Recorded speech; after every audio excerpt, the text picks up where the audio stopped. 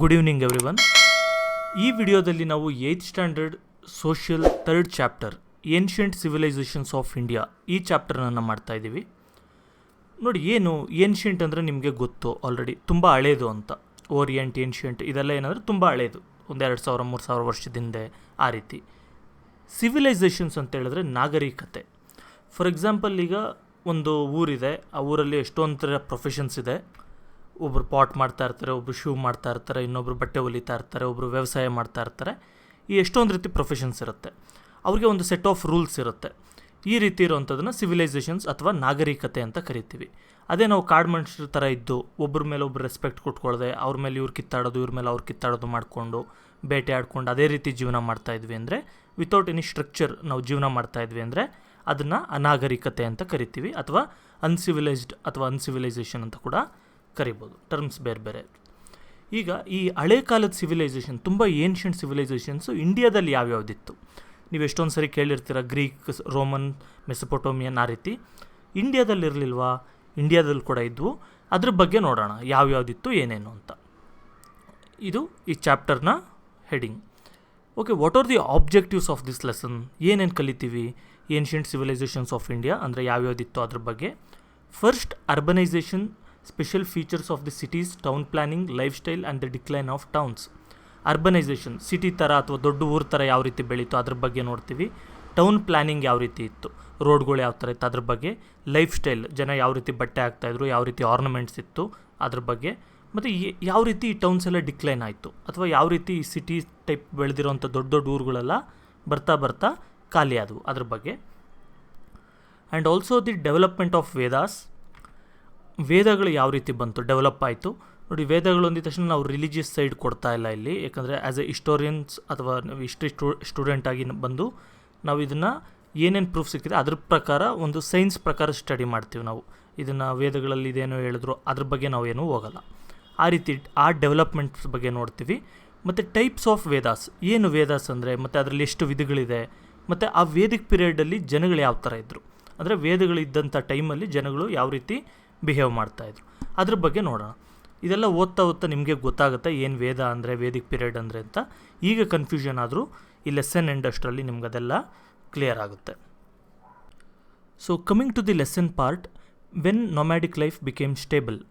ನೋಡಿ, ಪ್ರೀವಿಯಸ್ ಲೆಸನ್ನಲ್ಲಿ ನೀವು ಪ್ರೀ ಹಿಸ್ಟಾರಿಕ್ ಮ್ಯಾನ್ ಥರ, ಕೇವ್ ಪೀಪಲ್ ಯಾವ ಥರ ಇದ್ರು, ಸ್ಟೋನ್ ಏಜ್ ಅದ್ರ ಬಗ್ಗೆ ಎಲ್ಲ ನಿಮ್ಗೊಂಚೂರು ಐಡಿಯಾ ಇರುತ್ತೆ. ಅಂದ್ರೇನು, ನಾವು ಕಾಡು ಮನುಷ್ಯರ ಥರ ಇದ್ದು ಬೇಟೆ ಆಡಿಕೊಂಡು ಆ ರೀತಿ ಮಾಡ್ತಾಯಿದ್ವಿ. ಹಾಗೆ ಒಂದು ಸ್ವಲ್ಪ ನೊಮ್ಯಾಡಿಕ್ ಇದರಲ್ಲೂ ಇದ್ವಿ, ಮತ್ತು ಬರ್ತಾ ಬರ್ತಾ ಸೆಟ್ಲ್ ಆದ್ವಿ. ಅದ್ರ ಬಗ್ಗೆ ಒಂದು ಸ್ವಲ್ಪ ಗ್ಲಿಂಪ್ಸ್ ಸಿಕ್ಕಿದೆ ನಿಮಗೆ ಪ್ರೀವಿಯಸ್ ಲೆಸನಲ್ಲಿ. ಈಗ ಅದ್ರ ಬಗ್ಗೆ ಈ ನೊಮ್ಯಾಡಿಕ್ ಲೈಫ್ ಅಂದರೆ, ನೊಮ್ಯಾಡಿಕ್ ಲೈಫ್ ಅಂತ ಹೇಳಿದ್ರೆ ಒಂದು ಜಾಗದಿಂದ ಇನ್ನೊಂದು ಜಾಗಕ್ಕೆ ಮೂವ್ ಆಗ್ತಾ ಇರೋದು. ಫಾರ್ ಎಕ್ಸಾಂಪಲ್, ಈ ಊರಲ್ಲಿ ಇರ್ತಾರೆ ಒಂದಷ್ಟು ಜನ, ಒಂದು ಟ್ರೈಬ್ ಅಥವಾ ಒಂದು ಕ್ಲ್ಯಾನ್ ಈ ಒಂದು ಊರಲ್ಲಿ ಇರ್ತಾರೆ. ಈ ಜಾಗದಲ್ಲಿ ಪ್ರಾಣಿಗಳೆಲ್ಲ ಸತ್ತೋಯ್ತು, ಬೇಟೆ ಆಡಿದ್ದೆಲ್ಲ ಮುಗೀತು, ಪ್ರಾಣಿಗಳು ಕಮ್ಮಿ ಆಯಿತು ಅಂದರೆ, ಅಥವಾ ಅಲ್ಲಿ ಸಿಗುವಂಥ ಹಣ್ಣು ಹಂಪಲೆಲ್ಲ ಕಮ್ಮಿ ಆಯಿತು ಅಂದರೆ ಅದನ್ನು ಶಿಫ್ಟ್ ಆಗಿ ಬೇರೆ ಕಡೆ ಹೋಗ್ತಾರೆ. ಬೇರೆ ಕಡೆ ಅಲ್ಲಿ ಒಂದು 2-3 ವರ್ಷ ಇರ್ತಾರೆ, ಅಥವಾ ಅವರು ಡಿಪೆಂಡಿಂಗ್ ಅಪಾನ್ ದಿ ಸಿಚುವೇಶನ್. ಅಲ್ಲಾದಮೇಲೆ ಬೇರೆ ಕಡೆ. ಇದನ್ನು ಬಂದು ನೊಮ್ಯಾಡಿಕ್ ಲೈಫ್ ಅಂತ ಕರಿತೀವಿ. ನೀವು ಇಂಡಿಯಾದಲ್ಲಿ ರೀಸೆಂಟಾಗಿ ಎಲ್ಲೂ ನೋಡಿರಲ್ಲ ಅದನ್ನು. ಆದರೆ ಕೆಲವು ತುಂಬ ಹಳೆ ವರ್ಷದಲ್ಲೆಲ್ಲ ನಾವು ಆ ರೀತಿ ಜೀವನ ಮಾಡ್ತಿದ್ವಿ. ಅದ್ರ ಬಗ್ಗೆ ನೋಡೋಣ. Archaeologists have come across signs of huts and houses in some places.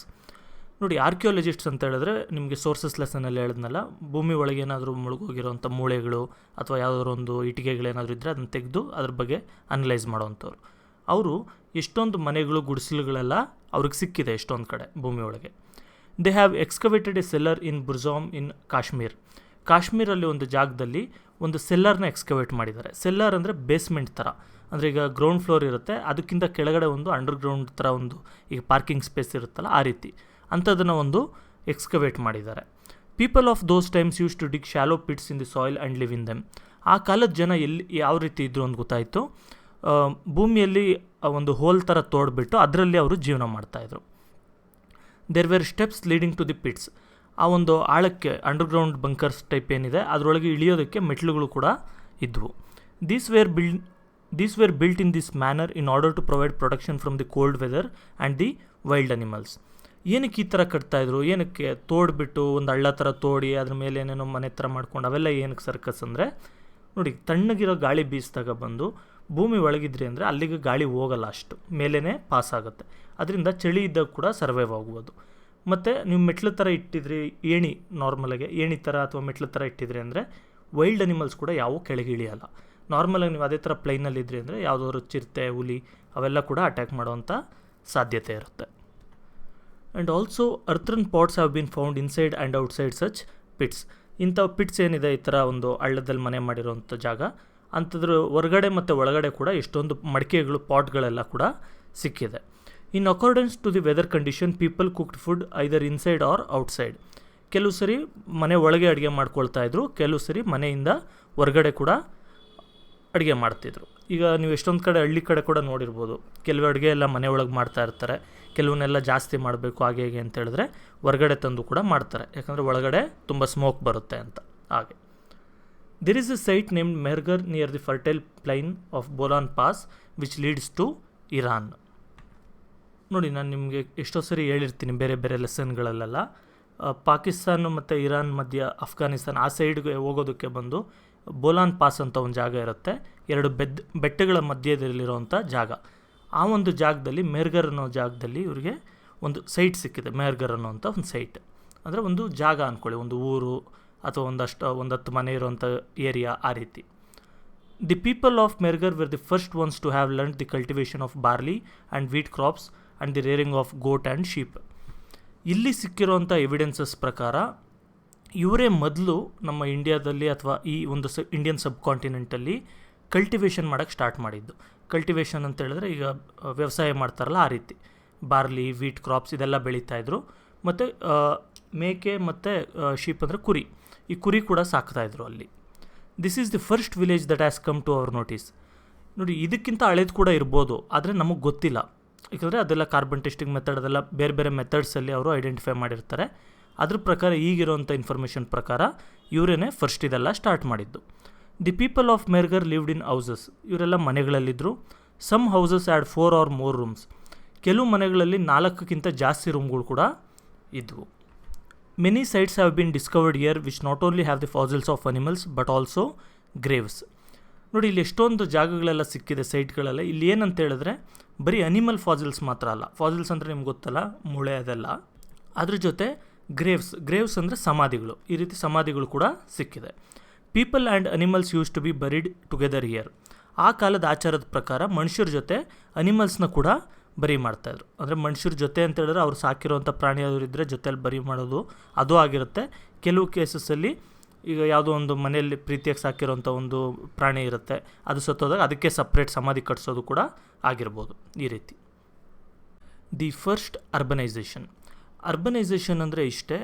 ಹಳೆ ಕಾಲದಲ್ಲಿ ಹಳ್ಳಿಗಳೆಲ್ಲ ಇತ್ತು, ಹಳ್ಳಿಗಳಲ್ಲಿ ಜಾಸ್ತಿ ಅಗ್ರಿಕಲ್ಚರ್ ಮಾಡ್ತಾ ಇರ್ತಾರೆ. ಆದರೆ ಬರ್ತಾ ಬರ್ತಾ ಹಳ್ಳಿ ಬೆಳೀತಾ ಏನಾಗುತ್ತೆ, ಸುಮಾರು ಜನ ಅಗ್ರಿಕಲ್ಚರಿಂದ ಬೇರೆ ಜಾಬ್ಸ್ ಕಡೆ, ಒಂದು ಪಾಟ್ ರೆಡಿ ಮಾಡೋದಿರ್ಬೋದು, ಬಟ್ಟೆ ರೆಡಿ ಮಾಡೋದಿರ್ಬೋದು, ಇನ್ನೊಂದು ಯಾವುದೋ ಒಂದು ಬ್ಲ್ಯಾಕ್ ಸ್ಮಿತಿ ಇರ್ಬೋದು, ಅಂದರೆ ವೆಪನ್ಸ್ ರೆಡಿ ಮಾಡೋದು, ಈ ರೀತಿ ಬೇರೆ ಬೇರೆ ಪ್ರೊಫೆಷನ್ಸು ಜಾಸ್ತಿ ಬೆಳೀತಾ ಹೋಗುತ್ತೆ. ಆ ಥರ ಒಂದು ಸಿಚುವೇಷನ್ನ ನಾವು ಅರ್ಬನೈಸೇಷನ್ ಅಂತ ಕರಿತೀವಿ. ನೋಡೋಣ. The ancient sites of Harappa were discovered by the engineers when the railway lines were being laid 150 years ago in the Sindhu valley region of Punjab. ಇದು ನಮ್ಮ ಪಂಜಾಬ್ ಅಲ್ಲ, ಪಾಕಿಸ್ತಾನ ಹತ್ರ ಬರುತ್ತೆ ಆ ಪಂಜಾಬ್. ನೋಡಿ, ಏನಾಯಿತು ಅಂತ ಹೇಳಿದ್ರೆ, ಒಂದು 150 ವರ್ಷದ ಹಿಂದೆ ಬ್ರಿಟಿಷವರು ರೈಲ್ವೆ ಲೈನ್ಸ್ ಅಂತ ಹಾಕ್ತಾರೆ, ರೈಲ್ವೆ ಟ್ರ್ಯಾಕ್ಸ್ ಥರ. ಆ ರೀತಿ ಹಾಕಬೇಕಾದ್ರೆ ಅಲ್ಲಿ ಲಗಿತಾ ಏನಾಯಿತು, ಕೆಲವು ಇಟ್ಟಿಗೆಗಳೆಲ್ಲ ಸಿಕ್ತು, ಮಣ್ಣಿನ ಇಟ್ಟಿಗೆಗಳು ಅದೆಲ್ಲ ಸುಟ್ಟಿರೋವಂಥದ್ದು. ಅದನ್ನು ಎಲ್ಲ ಈ ರೈಲ್ವೆ ಲೈನ್ಸ್ ಕೆಳಗೆ ಹಾಕ್ತಾರಲ್ಲ, ಗ್ರ್ಯಾವಲ್ ಆ ಥರ ಹಾಕೋದಕ್ಕೆ ಯೂಸ್ ಮಾಡ್ತಾಯಿದ್ರು. ಆಗ ಅಲ್ಲಿರೋಂಥವ್ರು ಕೆಲವರು ಅಬ್ಸರ್ವ್ ಮಾಡಿಬಿಟ್ಟು ಇಂಜಿನಿಯರ್ಸ್ ಎಲ್ಲ, ಓಕೆ ಇಲ್ಲೇನೋ ಇದೆ ಅಂತ ಹೇಳ್ಬಿಟ್ಟು ಅವರು ಅಲ್ಲಿ ಎಕ್ಸ್ಕವೇಟ್ ಮಾಡೋಕ್ಕೆಲ್ಲ ಸ್ಟಾರ್ಟ್ ಮಾಡಿದ್ರು. They thought that it was a mound made of excellent bricks. ಅದು ಒಂದು ಎಕ್ಸಲೆಂಟ್ ಒಳ್ಳೆ ಇಟ್ಟಿಗೆಗಳಿಂದ ರೆಡಿ ಆಗಿರೋದು ಅಂತ ಗೊತ್ತಾಯಿತು. ಅವರು ಆ ಬ್ರಿಕ್ಸ್ನೆಲ್ಲ ರೈಲ್ವೆ ಲೈನ್ಸ್ ಕನ್ಸ್ಟ್ರಕ್ಷನಲ್ಲಿ ಯೂಸ್ ಮಾಡಿದ್ರು. In this way many houses which had been buried under the soil were destroyed. ಈ ರೀತಿ ಮಣ್ಣೊಳಗೆ ಮುಳುಗೋಗಿರುತ್ತೆ. ನೀವು ನೋಡ್ಬೋದು, ತುಂಬ ಹಳೆ ಕಾಲದ ಮನೆಗಳು ಆ ಥರ ಇತ್ತು ಅಂದರೆ ಅದು ಬರ್ತಾ ಸಾಯಿಲ್ ಎರೋಷನ್ ಇದರಿಂದ ಮಣ್ಣೊಳಗೆ ಮುಳುಗ್ತಾ ಇರೋ ಥರ ಕಾಣುತ್ತೆ. ಈ ರೀತಿ ಎಷ್ಟೊಂದು ಮನೆಗಳನ್ನ ಕೂಡ ಡಿಸ್ಟ್ರಾಯ್ ಮಾಡಿಬಿಡ್ತಾರೆ ಇವರು, ಅದರ ಇಟ್ಟಿಗೆಗಳನ್ನೆಲ್ಲ ತೊಗೊಂಡು. Subsequently archaeologist took up research in this area. ಇದರಿಂದ ಆರ್ಕಿಯಾಲಜಿಸ್ಟ್ಸ್ ಏನು ಮಾಡಿದ್ರು, ಈ ಏರಿಯಾದಲ್ಲಿ ರಿಸರ್ಚ್ ಮಾಡ್ತೀವಿ ಅಂದ್ಬಿಟ್ಟು ಏನೋ ಹಳೆ ಕಾಲದ ಸಿಟಿ ಇದ್ದಾಗಿದೆ ಅಂತ ಅವರು ಸ್ಟಾರ್ಟ್ ಮಾಡಿದ್ರು. They were convinced that it was an ancient city. ಆರ್ಕಿಯಾಲಜಿಸ್ಟ್ಸ್ಗೆ ಅವಾಗ ಗೊತ್ತಾಯಿತು ಇಲ್ಲಿ ಒಂದು ದೊಡ್ಡ ತುಂಬ ಹಳೆ ಕಾಲದ ಒಂದು ಸಿಟಿನೇ ಇತ್ತು ಅಂತ. Since the sites around this city resemble the cities sites discovered earlier they were called the Harappan civilisation. ಆ ಒಂದು ಏರಿಯಾನೇ ಅಲ್ಲ, ಸುತ್ತಮುತ್ತ ಅಲ್ಲಲ್ಲಿ ಕೆಲವು ಸ್ಪಾಟ್ಸಲ್ಲೆಲ್ಲ ಬಂದು ಬೇರೆ ಬೇರೆ ಜಾಗಗಳೆಲ್ಲ ಸಿಗೋಕ್ಕೆ ಸ್ಟಾರ್ಟ್ ಆಯಿತು. ಹಳ್ಳಿಗಳಿರ್ಬೋದು ಅಥವಾ ಒಂದು ಗ್ರೂಪ್ ಆಫ್ ಹೌಸಸ್ ಇರ್ಬೋದು, ಇದೆಲ್ಲ ಸಿಕ್ಕಿದ್ದಕ್ಕೆ ಅದಕ್ಕೆ ಒಂದು ಸಿವಿಲೈಸೇಷನ್ ಅಂತ ಕರೆದು ಅದಕ್ಕೆ ಹರಪ್ಪನ್ ಸಿವಿಲೈಸೇಷನ್ ಅಂತ ಹೆಸರು ಕೊಡ್ತಾರೆ. These cities are set to be 4600 years old. ಎಷ್ಟು ವರ್ಷ ಹಳೇದಿದು? 4600 ವರ್ಷ ಹಳೇದು. ಅಷ್ಟು ವರ್ಷದಿಂದನೇ ಬ್ರಿಕ್ಸಲ್ಲಿ ರೆಡಿ ಮಾಡಿರೋಂಥ ಮನೆಗಳೆಲ್ಲ ಕಟ್ಟಿದ್ರು ಅಲ್ಲಿ. The significance of the cities. ನಾನು ಸಿಟಿ ಬಗ್ಗೆ ಅಥವಾ ಅರ್ಬನೈಸೇಷನ್ ಬಗ್ಗೆ ಇದ್ರ ಬಗ್ಗೆ ಹೇಳ್ತಾ ಇದ್ದೆ. ಅದೇನು ಅಂತ ನಿಮ್ಗೆ ಗೊತ್ತು. ಸಿಟಿ ಅಂದರೆ ಏನು, ಅರ್ಬನೈಸೇಷನ್ ಅಥವಾ ಅರ್ಬನ್ ಅಂದರೆ ಏನು ಅಂತ ನಿಮ್ಗೆ ಆಲ್ರೆಡಿ ಗೊತ್ತು. ಈಗ ದಿ ಸಿಗ್ನಿಫಿಕೆನ್ಸ್ ಆಫ್ ಸಿಟೀಸ್ ಬಗ್ಗೆ ನೋಡೋಣ. ಇಂಪಾರ್ಟೆನ್ಸ್ ಏನು ಅಂತ, ಯಾವ ರೀತಿ ಇತ್ತು ಹರಪ್ಪ ಟೈಮಲ್ಲಿ ಅಂತ. We can see 2 or more parts in the cities of Harappa. ನೋಡಿ, ಹರಪ್ಪ ಸಿಟೀಸಲ್ಲಿ ಬಂದು ಈ ಥರ 2 ಅಥವಾ 3 ಪಾರ್ಟ್ಸ್ ಇರ್ತಾಯಿತ್ತು. ನೋಡಿ, ಇವಾಗ ಇದು ಮ್ಯಾಪ್ ಇದೆಯಲ್ಲ ನಿಮಗೆ, ಹರಪ್ಪ ಮ್ಯಾಪ್, ಇದರಲ್ಲಿ ಇದೊಂದು ಪಾರ್ಟ್ ಬರುತ್ತೆ ಅಪ್ಪರ್ ಪಾರ್ಟ್ ಅಂತ, ಇದು ಲೋವರ್ ಪಾರ್ಟ್ ಅಂತ. ಈ ರೀತಿ 2 ಇರ್ತಾಯಿತ್ತು, ಅಥವಾ ಅದಕ್ಕಿಂತ ಜಾಸ್ತಿ ಕೂಡ ಎಷ್ಟೊಂದು ಸರಿ ಇರ್ತಾಯಿತ್ತು. The western part is narrow and at an elevated place. ನೋಡಿ, ವೆಸ್ಟರ್ನ್ ಪಾರ್ಟ್ ಬಂದು ತುಂಬ ಚಿಕ್ಕದಿತ್ತು. ನೋಡಿ, ಈ ರೈಟ್ ಸೈಡ್ ಇರೋದು ಬಂದು ಈಸ್ಟರ್ನ್ ಪಾರ್ಟ್ ಅಥವಾ ಲೋವರ್ ಪಾರ್ಟ್ ಅಥವಾ ಈಸ್ಟರ್ನ್ ಪಾರ್ಟ್ ಅಂದ್ಕೊಳ್ಳಿ. ಲೆಫ್ಟ್ ಸೈಡ್ ಇರೋದು ಬಂದು ಅಪ್ಪರ್ ಪಾರ್ಟ್ ಅಂದ್ಕೊಳ್ಳಿ. ಇದೆಷ್ಟು ಚಿಕ್ಕದಿದೆ ನೋಡಿ, ಮತ್ತು ಇದು ತುಂಬ ದೊಡ್ಡದಿದೆ ಈ ರೀತಿ. ಹಾಗೆಯೇ ವೆಸ್ಟರ್ನ್ ಪಾರ್ಟ್ ಬಂದು ಹೈಟಲ್ಲಿದೆ, ಸ್ವಲ್ಪ ಹೈಟ್ ಇರುತ್ತೆ, ಮೈನ್ ಇಂಪಾರ್ಟೆಂಟ್ ಬಿಲ್ಡಿಂಗ್ಸ್ ಎಲ್ಲ ಇರೋ ರೀತಿ. ಲೋವರ್ ಪಾರ್ಟ್ ಬಂದು ತುಂಬ ಒಂದು ಸ್ವಲ್ಪ ಆ ಬೆಟ್ಟದಿಂದ ಕೆಳಗಿರೋ ಥರ ಇದೆ ತುಂಬ. ಈ ಕೆಳಗಿರೋ ಏರಿಯಾನ ಬಂದು ಲೋವರ್ ಟೌನ್ ಅಂತ ಕೂಡ ಕರಿತಾಯಿದ್ರು. Every part had a wall made of burnt BRICS.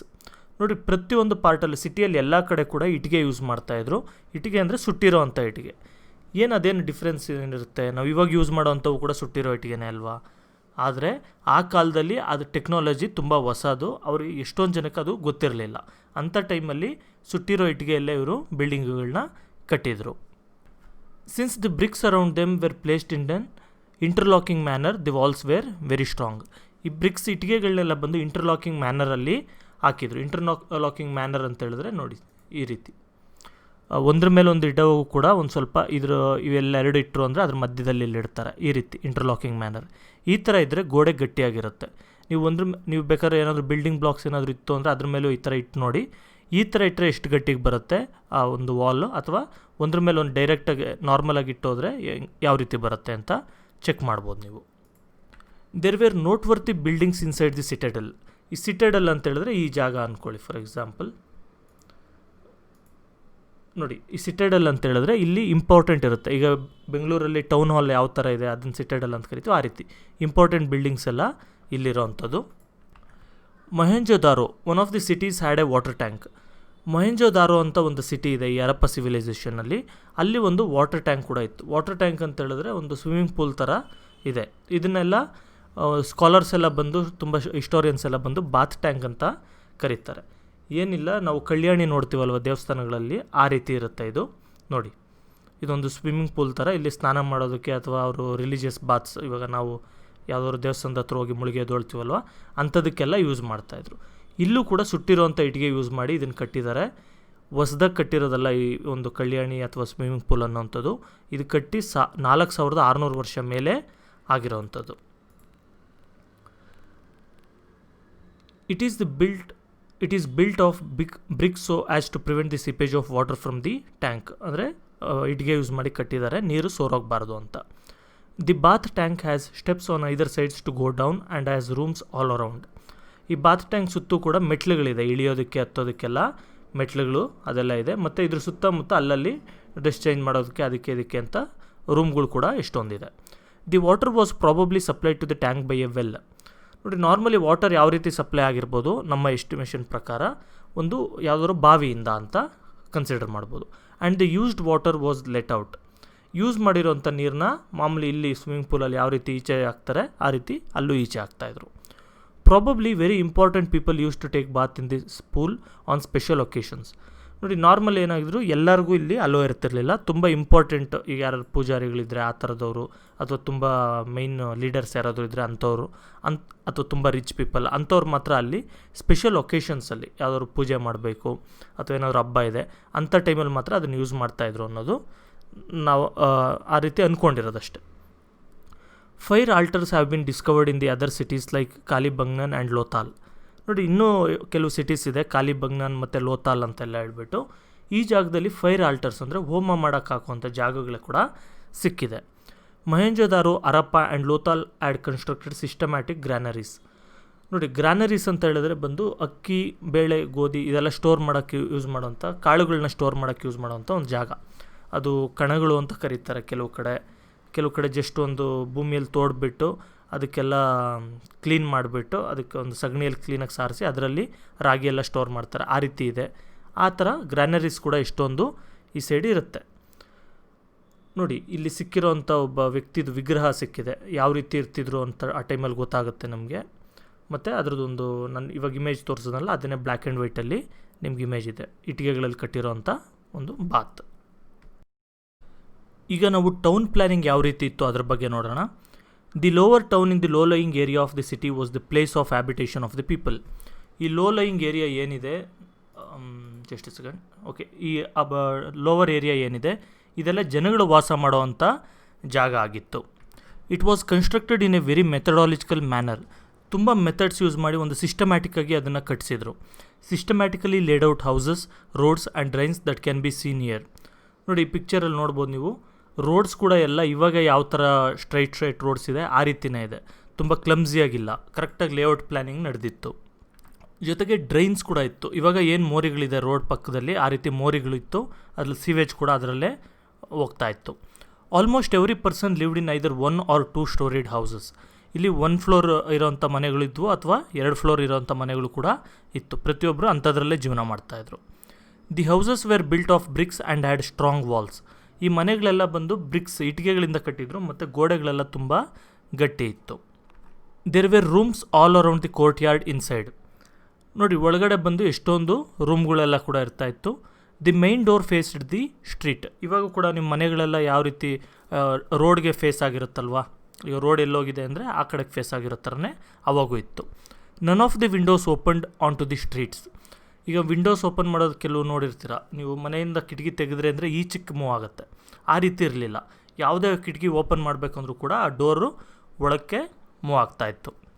ಇದರಿಂದ ಓಡಾಡೋರಿಗೆ ಯಾರಿಗೂ ತೊಂದರೆ ಆಗಬಾರ್ದು ಅಂತ ಈ ರೀತಿ. There were bathrooms in the houses.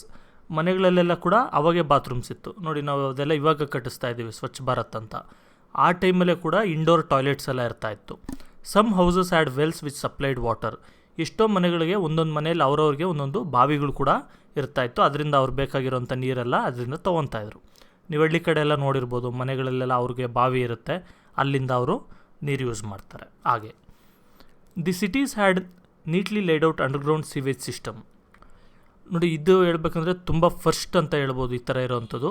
Underground sewage system ಇತ್ತು. ಅಂದರೆ ಈಗ ಯಾವ ರೀತಿ ಇಲ್ಲಿ ಡ್ರೈನೇಜ್ ಎಲ್ಲ ಹೋಗಬೇಕು ಅಂದರೆ ಭೂಮಿ ತೋಡ್ಬಿಟ್ಟು ಅಲ್ಲಿ ಪೈಪ್ಸ್ ಹಾಕಿರ್ತಾರೆ, ಆ ರೀತಿಯೇ ಈಗ ಮೋರಿ ಏನಿದೆ ನಮ್ಮ ಒಂದು ಇಂಡಿಯಾದಲ್ಲಿ, ಆ ಥರ ಮೋರಿ ಸಿಸ್ಟಮ್ಮು ಮೇಲೆ ಏನು ಕವರ್ ಮಾಡಿರ್ತಾರೆ ಆ ಥರ ಒಂದು ಕಲ್ಲಲ್ಲಿ ಏನಂತಾರಲ್ಲ ಸ್ಲ್ಯಾಬ್ಸ್ ಎಲ್ಲ ಅದನ್ನು ಕವರ್ ಮಾಡ್ತಾಯಿದ್ರು.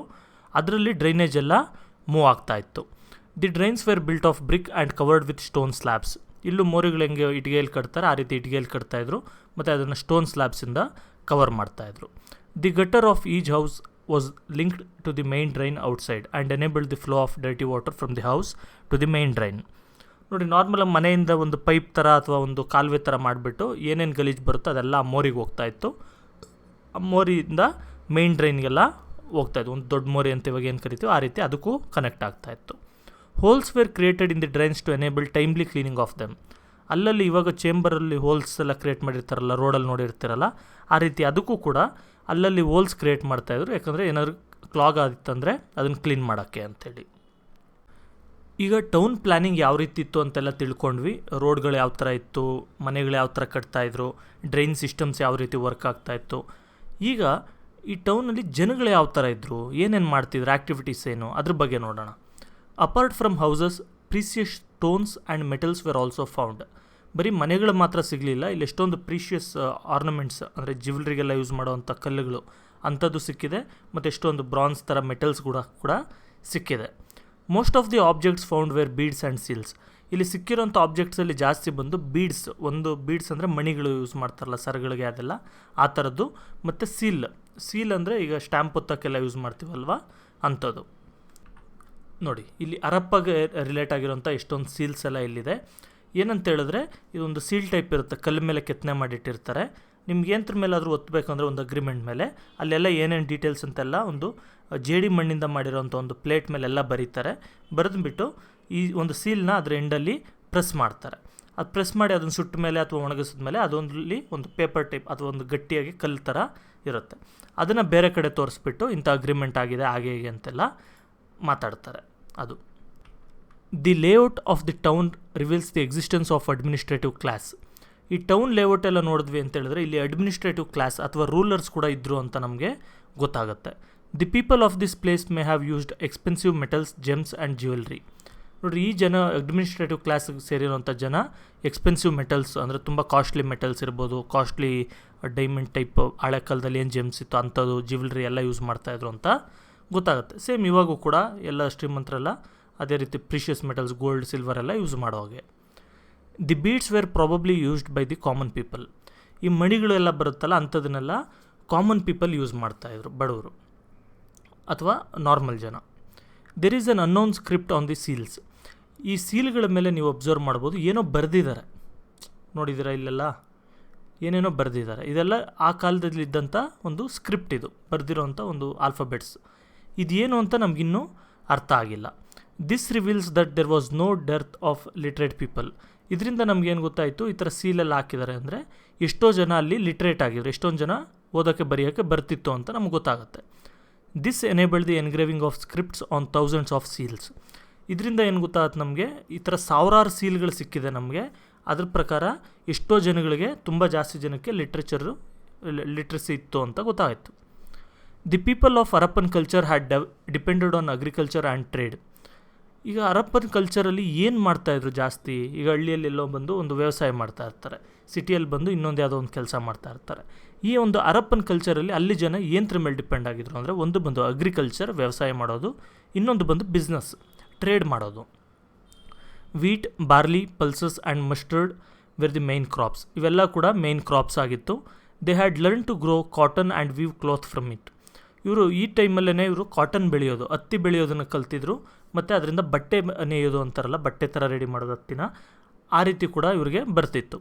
V can say that they knew irrigation since many towns were situated on the banks of rivers. ಮತ್ತು ಇವರಿಗೆ ಇರಿಗೇಷನ್ ಬಗ್ಗೆ ಕೂಡ ಗೊತ್ತಿತ್ತು. ಇರಿಗೇಷನ್ ಅಂತ ಹೇಳಿದ್ರೆ ಈ ಕೆನಾಲ್ಗಳು ತೋಡ್ಬಿಟ್ಟು ಜಮೀನಿಗೆ ನೀರು ಹರಿಸೋದು, ಆ ರೀತಿ. ಯಾಕಂದರೆ ನಾರ್ಮಲ್ ವ್ಯವಸಾಯ ಮಾಡೋರೆಲ್ಲ ಇದೇ ರೀತಿ ಮಾಡಬೇಕು. ಮಳೆಗೆ ಅಂತ ಮಾಡಿದ್ರೆ ನೀವು ನದಿ ಪಕ್ಕನೇ ಇರಬೇಕು ಅಂತ ಏನಿಲ್ಲ. ಇವ್ರು ನದಿ ಪಕ್ಕ ಇದ್ದರು ಅಂದರೆ ಈ ರೀತಿ ಎಲ್ಲ ಮಾಡೋಕ್ಕೆ ಬರ್ತಿತ್ತು ಅಂತ ಅರ್ಥ. They had domesticated the humped bull, cow, buffalo, sheep, goat, dog and hen and were engaged in cattle rearing, sheep rearing and poultry. ನೋಡಿ, ಇವರೆಲ್ಲ ಬಂದು ಹಸು ಸಾಕೋದು, ಮೇಕೆ, ಕುರಿ ಸಾಕೋದು, ನಾಯಿನ ಸಾಕೋದು ಅಥವಾ ಕೋಳಿ, ಇವೆಲ್ಲ ಕೂಡ ಮಾಡ್ತಾಯಿದ್ರು. Oxen were use to carry heavy loads. ಎತ್ತುಗಳನ್ನ ಯೂಸ್ ಮಾಡಿ ಇವರು ಒಂದು ಹೆವಿ ಲೋಡ್ಸ್ ಇತ್ತಂದರೆ ಒಂದು ಎತ್ತಿನ ಗಾಡಿಗೆ ಕಟ್ಕೊಂಡು ಅದರಲ್ಲಿ ಟ್ರಾನ್ಸ್ಪೋರ್ಟ್ ಮಾಡೋದೆಲ್ಲ ಕೂಡ ಮಾಡ್ತಿದ್ರು. Trade and commerce had assumed primary importance along with culture. ನೋಡಿರಿ, ಅಗ್ರಿಕಲ್ಚರ್ ಜೊತೆಗೆ ಬಿಸ್ನೆಸ್ ಕೂಡ ತುಂಬ ಜಾಸ್ತಿ ಇತ್ತು. ವ್ಯಾಪಾರ ಮಾಡೋವಂಥದ್ದು ಇರ್ಬೋದು, ಅಂಥದ್ದು ಕೂಡ ತುಂಬ ನಡೀತಾ ಇತ್ತು. The towns carried on business with rural areas. ಈ ಟೌನ್ಸ್ ಏನು ಮಾಡ್ತಾಯಿತ್ತು, ರೂರಲ್ ಏರಿಯಾಸ್ ಜೊತೆ ಬಿಸ್ನೆಸ್ ಮಾಡ್ತಾಯಿದ್ರು. ಏನು ಬಿಸ್ನೆಸ್ ಮಾಡ್ತಾಯಿದ್ರು? ಫಾರ್ ಎಕ್ಸಾಂಪಲ್, ಹಳ್ಳಿಯಲ್ಲಿ ಏನೋ ಬೆಳೆದಿರ್ತಾರೆ, ಅದನ್ನು ಸಿಟಿಗೆ ತೊಗೊಂಬರ್ತಾರೆ. ಸಿಟಿಗೆ ತೊಗೊಂಡು ಅವ್ರು ಬೆಳೆದಿರೋ ಅಂಥ ಒಂದು ಅಕ್ಕಿ, ಬೆಳೆ ಇಂಥದನ್ನು ಮಾರಿಬಿಟ್ಟು ಬಟ್ಟೆ ತೊಗೊಂಡೋಗ್ಬೋದು. ಈ ರೀತಿ ಬಾರ್ಟರ್ ಸಿಸ್ಟಮ್ ಅಥವಾ ಆ ಟೈಮಲ್ಲಿ ಏನು ಸಿಸ್ಟಮ್ ಇರುತ್ತೆ ಅದ್ರ ಪ್ರಕಾರ ನಡೀತಾ ಇತ್ತು. Baluchistan, Saurashtra and the Deccan were some of these areas. ಈ ಜಾಗಗಳಲ್ಲಿ ಈ ಥರ ಟ್ರೇಡಿಂಗ್ ಜಾಸ್ತಿ ನಡೀತಾ ಇದ್ದಿದ್ದು. The seals obtained at Mesopotamia establish the fact that Indus valley civilisation had trade relations with it. ನೋಡಿ, ಈಗ ನಿಮಗೆ ಏನು ಮೆಸೊಪೊಟೇಮಿಯಾ ಅಂತ ಹೇಳಿದ್ರೆ, ಈಗ ಹರಪ್ಪ ಸಿವಿಲೈಸೇಷನ್ ಥರನೇ ಮೆಸೊಪೊಟೇಮಿಯನ್ ಸಿವಿಲೈಸೇಷನ್ ಅಂತ ಒಂದು ಬರುತ್ತೆ. ಈ ಇರಾಕ್ ಜಾಗದಲ್ಲಿ ಮೇಯ್ನಾಗೆ ನೋಡಿ, ಮ್ಯಾಪಲ್ಲಿ ತೋರಿಸ್ತೀನಿ ನಿಮಗೆ. ಓಕೆ, ನೋಡಿ ಇಂಡಿಯಾ ಇದೆಯಲ್ವಾ, ಇಂಡಿಯಾ ಮ್ಯಾಪಲ್ಲಿ ಬಂದು ಈ ಪಾಕಿಸ್ತಾನ್ ಮತ್ತು ಇಂಡಿಯಾ ಬಾರ್ಡ್ರ್ ಈ ಏರಿಯಾದಲ್ಲಿ ಬಂದು ಹರಪ್ಪ ಸಿವಿಲೈಸೇಷನ್ ಅಂತ ಕರಿತೀವಿ. ಇಲ್ಲಿಂದ ನೋಡಿ ಈ ಜಾಗಕ್ಕೆ ಬರಬೇಕು, ಈ ಗಲ್ಫ್ ಆಫ್ ಒಮಾನ್ ಇದೆಯಲ್ಲ, ಇಲ್ಲಿ ಬಂದರೆ ಇರಾಕ್ ಇರಾನ್ ಅಂತ ಜಾಗ ಬರುತ್ತೆ, ಮೆಸೊಪೊಟೋಮಿಯನ್ ಸಿವಿಲೈಸೇಷನ್ ಅಂತ. ಅಲ್ಲೆಲ್ಲ ಈ ಸೀಲ್ ಸಿಕ್ಕಿದೆ ಅಂತ ಹೇಳಿದ್ರೆ, ಅಷ್ಟು ದೂರದಲ್ಲಿ ಬೇರೆ ದೇಶದಲ್ಲಿ ಸಿಕ್ಕಿದೆ ಅಂದರೆ ಇವರು ಅಲ್ಲಿ ಕೂಡ ಬಿಸ್ನೆಸ್ ಮಾಡ್ತಾಯಿದ್ರು, ಅಲ್ಲಿ ಅವ್ರ ಜೊತೆ ಕೂಡ ಟ್ರೇಡ್ ಮಾಡ್ತಾಯಿದ್ರು ಅಂತ ನಮಗೆ ಅರ್ಥ ಆಗುತ್ತೆ. ಈಗ ಈ ಟೌನಲ್ಲಿ ಲೈಫ್ ಯಾವ ಥರ ಲೀಡ್ ಮಾಡ್ತಾಯಿದ್ರು, ಏನೇನು ವ್ಯವಹಾರಗಳು ನಡೀತಾಯಿದ್ರು, ಆ ಸೀಲ್ ಬಗ್ಗೆ ಇದ್ರ ಬಗ್ಗೆ ಎಲ್ಲ ತಿಳ್ಕೊಂಡಾಯಿತು. ಈಗ ಈ ಥರ ಟೌನ್ಸ್ ಅಥವಾ ಈ ಸಿಟೀಸ್ ಏನಕ್ಕೆ ಡಿಕ್ಲೈನ್ ಆಗೋಕ್ಕೆ ಸ್ಟಾರ್ಟ್ ಆಯಿತು, ಏನಕ್ಕೆ ಬರ್ತಾ ಬರ್ತಾ ಹಾಳಾಗೋಕ್ಕೆ ಸ್ಟಾರ್ಟ್ ಆಯಿತು, ಅದ್ರ ಬಗ್ಗೆ ಕೂಡ ನಾವು ನೋಡೋಣ. The situation in these places began to change some 4000 years ago. 4000 ವರ್ಷಗಳಿಂದ ಈ ಸಿಚುವೇಶನ್ ಸ್ವಲ್ಪ ಚೇಂಜ್ ಆಗೋಕ್ಕೆ ಸ್ಟಾರ್ಟ್ ಆಯಿತು. There were reasons apart from natural reasons. ಬರೀ ನ್ಯಾಚುರಲ್ ರೀಸನ್ಸ್ ಮಾತ್ರ ಅಲ್ಲ. ಈಗ ನಾರ್ಮಲಾಗಿ ಏನಾಯಿತು, ಏನೋ ಮಳೆ ಜಾಸ್ತಿ ಬಂತು ಅಥವಾ ಮಳೆನೇ ಬರಲಿಲ್ಲ, ಆ ರೀತಿ ಏನಲ್ಲ, ಬೇರೆ ರೀಸನ್ಸ್ ಕೂಡ ಇತ್ತು. ನೋಡೋಣ ಏನೇನು ಅಂತ. ನಮ್ಗೆ ಏನೇನು ಇಂಡಿಕೇಟರ್ಸ್ ಇದೆ. The walls of the Harappan fort were furthered strengthened. ಈ ಹರಪ್ಪನ್ ಈ ಸಿಟಿ ಏನಿದೆ ಇದ್ರದ್ದು ಗೋಡೆಗಳೆಲ್ಲ ಇನ್ನೂ ಸ್ಟ್ರೆಂಥನ್ ಮಾಡಿದ್ರು. ಏನಕ್ಕೋಸ್ಕರ ಸ್ಟ್ರೆಂಥನ್ ಮಾಡ್ತಾರೆ, ಏನೋ ಒಂದು ಅವ್ರಿಗೆ ತೊಂದರೆ ಇದೆ, ಯಾರೋ ಅಟ್ಯಾಕ್ ಮಾಡ್ತಾರೆ ಅಂತ ಅದು ಸ್ಟ್ರೆಂಥನ್ ಮಾಡಿರ್ಬೋದು. Towards the final days of this town its west gate was completely closed. ನೋಡಿರಿ, ಈ ಟೌನ್ ಎಂಡಿಂಗ್ ಟೈಮ್ ಅಷ್ಟರಲ್ಲಿ ಏನಾಯಿತು, ವೆಸ್ಟ್ ಕಡೆ ಗೇಟ್ನ ಏನಿತ್ತು ಕಂಪ್ಲೀಟ್ಲಿ ಕ್ಲೋಸ್ ಮಾಡಿಬಿಡ್ತಾರೆ, ಓಪನ್ ಕೂಡ ಮಾಡಲ್ಲ. The spacious rooms of Mohenjodaro became smaller. ಈ ದೊಡ್ಡ ದೊಡ್ಡ ರೂಮ್ಗಳು ಏನೇನಿತ್ತು ಮೊಹೆಂಜೊದಾರೋ ಸಿಟಿಯಲ್ಲೆಲ್ಲ, ಅವೆಲ್ಲ ಬರ್ತಾ ಬರ್ತಾ ಚಿಕ್ಕ ಚಿಕ್ಕಗಾಗೋಕ್ಕೆ ಸ್ಟಾರ್ಟ್ ಆಯಿತು. Huge buildings turned in to huts. ದೊಡ್ಡ ದೊಡ್ಡ ಬಿಲ್ಡಿಂಗ್ಸ್ ಏನೇನು ಕಟ್ಟಿದ್ರು ಅವೆಲ್ಲ ಚಿಕ್ಕ ಚಿಕ್ಕ ಗುಡಿಸಲುಗಳಾಗೋಕ್ಕೆ ಸ್ಟಾರ್ಟ್ ಆಯಿತು. ಅಂದರೆ ಏನು ಮ್ಯಾಜಿಕ್ಕಾಗಿ ಆಗೋದು ಅಂತಲ್ಲ. ಇವಾಗ ಯಾರೋ ಒಬ್ರು ದೊಡ್ಡ ಬಿಲ್ಡಿಂಗ್ ಇರುತ್ತೆ, ಅದು ಬಿದ್ದೋಗುತ್ತೆ, ಆಮೇಲೆ ಏನು ಮಾಡ್ತಾರೆ, ಅಥವಾ ಅಂಥ ದೊಡ್ಡ ಬಿಲ್ಡಿಂಗ್ನೆಲ್ಲ ಕಟ್ಟೋದೇ ಬಿಟ್ಬಿಡ್ತಾರೆ, ಬರೀ ಗುಡಿಸಲಲ್ಲೇ ಜೀವನ ಮಾಡೋಕ್ಕೆ ಸ್ಟಾರ್ಟ್ ಮಾಡ್ತಾರೆ.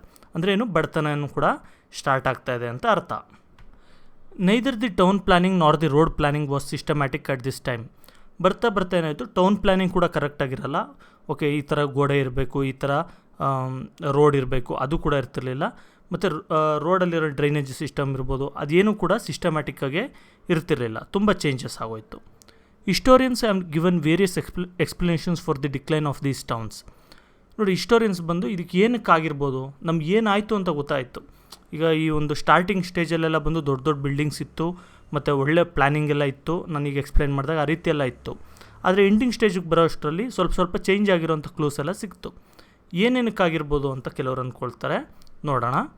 Some feel the dried rivers as the reason and other feel that changed course of rivers was the reason. ಕೆಲವ್ರು ಏನು ಹೇಳ್ತಾರೆ, ನದಿಗಳೆಲ್ಲ ಒಣಗೋಯ್ತು, ಸರಿಯಾಗಿ ಮಳೆ ಬೀಳದೆ ಅಥವಾ ನದಿಯಲ್ಲಿ ನೀರು ಬರೆದಿದ್ದಾಗೆ ನದಿ ಒಣಗೋಯ್ತು, ಇದರಿಂದ ಅವ್ರಿಗೆ ನೀರೆಲ್ಲ ಸಿಗಲಿಲ್ಲ, ಅದರಿಂದ ಅಲ್ಲಿಂದ ಶಿಫ್ಟ್ ಆಗಿ ಬೇರೆ ಬೇರೆ ಕಡೆ ಹೋಗ್ಬಿಟ್ರು ಅಂತ. ಬೇರೆಯವ್ರು ಏನು ಅಂದ್ಕೊಳ್ತಾರೆ ಅಂದರೆ, ನದಿ ಏನು ಒಂದು ದಾರಿಯಲ್ಲಿ ಹರಿತಾ ಇರುತ್ತೆ, ಆ ದಾರಿನ ಶಿಫ್ಟ್ ಮಾಡ್ಕೊಳುತ್ತೆ. ಅಂದರೆ ಯಾವ್ದಾದ್ರು ಲ್ಯಾಂಡ್ ಸ್ಲೈಡು, ಭೂಕಂಪ ಇಂಥದ್ದೇನಾದರೂ ಆದಾಗ ಇಲ್ಲಿ ಹರಿತಾ ಇರೋವಂಥ ನದಿ ಇನ್ನೊಂದು ಕಡೆ ಸರಿಯಾಗಿ ಸ್ಟಾರ್ಟ್ ಆಗುತ್ತೆ, ಆ ಥರ ಏನಾದರೂ ಆಗಿರ್ಬೋದು ಅಂತ ಕೂಡ ಹೇಳ್ತಾರೆ. Other historians have sighted the destruction of forests as the ಕಾಸ್. ಬೇರೆ ಹಿಸ್ಟೋರಿಯನ್ಸ್ ಏನು ಹೇಳ್ತಾರೆ, ಕೆಲವರು ಬಂದು ಈ ಫಾರೆಸ್ಟ್ ಏರಿಯಾ ಏನಿತ್ತು ಇದ್ರ ಸುತ್ತಮುತ್ತ ಅದೆಲ್ಲ ಕೂಡ ಡಿಸ್ಟ್ರಾಯ್ ಮಾಡಿಬಿಡ್ತಾರೆ ಇವರು, ಮರಗಳು ಕಟ್ ಮಾಡಿ ಅದಕ್ಕೆ ಅಂತ. ಇದರಿಂದ ಮಳೆಗಳು ಸರಿಯಾಗಿ ಆಗಲಿಲ್ಲ, ಸಾಯಿಲ್ ಎರೋಷನ್ ಆಯಿತು, ಸರಿಯಾಗಿ ಬೆಳೆ ಬೆಳೀಲಿಲ್ಲ, ಇದಾಗಿರ್ಬೋದು ಅಂತ ಕೂಡ ಕೆಲವರು ಹೇಳ್ತಾರೆ. Probably inundation by floods could be the reason. ನೋಡಿ, ಫ್ಲಡ್ಸಿಂದ ಕೂಡ ಈ ರೀತಿ ಆಗಿರ್ಬೋದು ಅಂತ ಕೆಲವರು ಹೇಳ್ತಾರೆ. People living in Indus valley and some sides of west Punjab may have deserted the area and migrated to new areas in the east and south.